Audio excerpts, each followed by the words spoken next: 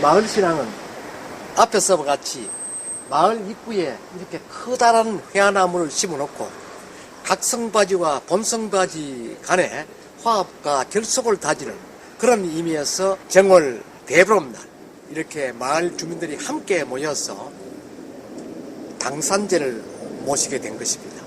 이 자리에는 보편적으로 정월 대보름날 새벽 4시경에 마을에서 선정한 제관이 선두가 되어서 제를 모시게 되는데, 그날은 온 동민들이 한 곳에 모여서 제의에 참여를 하고 마치면은 동회관에 모여서 한 해의 풍년 농사를 결의하고 또 마을 주민들 간의 화합과 결속을 다지는 그런 의미에서 덕담을 나누는 그런 순으로 진행되게 된 것입니다. 지역 축제는 그 근간이 곧 가신신앙에서부터 이루어집니다. 그래서 그 지역의 역사와 더불어서 그 속에서 그 지역민들이 살아온 전 과정 속에 겪어왔던 것, 이것을 존속할 수 있도록 기원하는 제의의 행동을 할 수 있죠. 마을 신앙의 근원은 곧 가신신앙에서 이루어진다, 이렇게 볼 수가 있습니다. 가신신앙은 한 가족 구성체의 편안과 안녕을 기원하는 그런 제의 형식입니다. 먼저 대문 앞에서 주인을 부르는 그런 일을 갖추고, 그 다음에는 마당에 들어가서 지신밟기를 하고 성주 신에게 그 집안의 평온을 기원하는 그런 제의의 양식을 갖춘다는 것이죠. 그러고는 방 안에 삼신과 조상신, 그리고 부엌에 조왕신, 그리고 뒤에 우물에 우물신, 그 다음 가축을 기리는 외양간, 또 소화를 시키고 변을 보는 대장군 신에게 제의의식을 갖춘다는 것입니다. 이어서 집을 굳건히 지켜주는 복신에게도 동일한 이래로 제의를 갖춘다는 것이죠. 이것이 가신신앙의 근원이 된다고 볼 수가 있는 것입니다.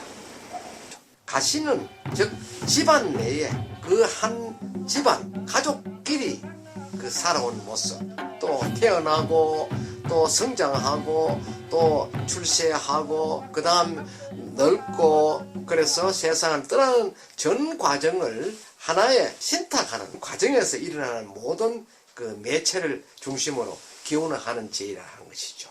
먼저 밖에서 집안에 들어서면은 대문 앞에서 주인 물리소, 나가는 손님 들어가고 들어가는 손님 나간다, 뭐 이런 식으로 해서 주인을 호출하는 그런 예를 갖추고, 주인의 허락이 있어야만 대문 안에 들어설 수 있다는 것이죠.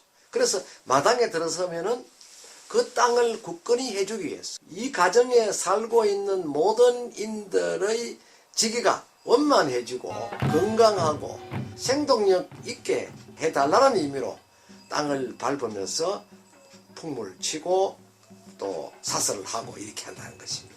그것이 끝나면 바로 성주신인 그 집안신을 맞이해서 방문을 열고 거기에 작은 상을 마련해서 그 상 위에 물 한 그릇과 살 한 그릇을 놓습니다. 이 물은 바로 정한수가 되는 것이죠. 그래서 일단 성주신에게 고하는 고사 일회를 갖춘 이후에 그 다음은 삼신에게 인사를 합니다. 삼신은 곧 그 가정을 이끌 수 있는 존재, 그 가족 구성체의 태어남의 감사함과 그 태어남 이후의 성장과 또 출산하는 모든 과정의 공이 삼신에게 있다고 믿는 것입니다. 그렇게 하고 또 방 쪽에 보면 북서쪽 코너에는 조항단지라 해서 작은 단지에 그 속에 찐 살을 넣고 봉해서 1년 동안 조상님께 올리는 예를 갖춘다는 것입니다. 그리고 부엌에 가면 또 조왕신입니다. 이 조왕신은 곧 그 가족 구성체가 먹고 살 수 있게 해준다는 것이죠. 그래서 밥을 넉넉하게 지을 수 있고 밥을 또 원만하게 짓게 하고 이 밥을 먹고 나면 모든 힘이 솟아나고 병마로부터 이겨낼 수 있는 힘을 갖도록 한다 하는 그런 생명 원천을 조왕신 앞에서 제의를 갖춘다는 것입니다.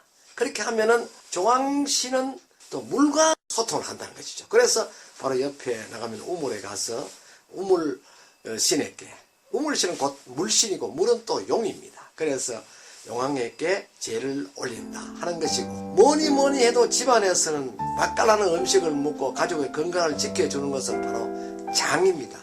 된장과 간장, 이 된장과 간장이 맛이 바로 우물 옆에 있는 장독대에 가서 정화수를 떠놓고 기원하고 하는 그런 일을 갖춘다는 것입니다. 이것은 우리 조상님들께서 계속 대를 이어가면서 전통적으로 해왔던 그런 일입니다. 이런 일회가 끝나면은 다음으로 가축이 살고 있는 외양간으로 간다는 것이죠. 외양간에 가서 가축에게 넉넉한 먹거리를 주고, 가축이 원래 병 없이 번성하고 번식을 원만하게 하도록 해달라는 그런 식의 어떤 기원 일회를 갖춘다는 것입니다. 그리고는 식간이라는 곳에 가서 애를 올립니다. 속에 병이 없도록 한다는 것은 원만한 배설이 이루어져야 되거든요. 그것을 기원한다는 것이죠. 우리의 선조님들은 그런 작은 것에까지도 모든 것이 이 집안을 지켜주는 신에 의해서 원만히 이루어진다, 그렇게 믿고 있었던 것입니다. 그리고 또 항상 이 집을 지켜주는 찌낌이 복신이 있다, 이렇게 생각하죠. 집안을 이롭게 하는 복신이 집안을 넉넉하게 지켜준다. 이를테면 능구렁이 한 마리가 1년 동안 벼섬을 지켜주기 위해서 그 가에 맴도는 쥐들을 한 200마리 정도 잡아 먹는다 하는 그런 통계가 있습니다. 이것들을 보아도 모두가 농민들을 이렇게 한다, 이렇게 보거든요. 뚜꺼비도 바로, 뚜꺼비는 은혜로운 동물입니다. 그래서 그 가족들이 힘들고 또 어려운 일이 있을 때는 간접적으로 힘이 되어준다, 그렇게 믿고, 또 박쥐는 이로운 소식을 전해준다는 그런 의미를 갖고도 있습니다. 이와 같이 집안에는 여러 신들이 존재한다고 우리 조상님들은 믿고 왔다는 것입니다. 어떤 일이 있어도 집안이 항상 편안하고 하는 일들이 원만하다, 이렇게 믿어왔던 것이죠. 이것이 좀 더 커지면 마을다리 행사로 늘어납니다. 이 마을다리 행사는 본래 깍성바지와 본성 간의 화합과 소통을 위해서 마을 입구에 큰 나무를 심고 일체감을 조성하는 그런 형식으로 산제를 올렸었는데, 이 또한 마을민들의 공통의식을 수렴하고 마을인들의 그 평안과 안녕을 기원한 제2 양식으로 변해왔다는 것입니다.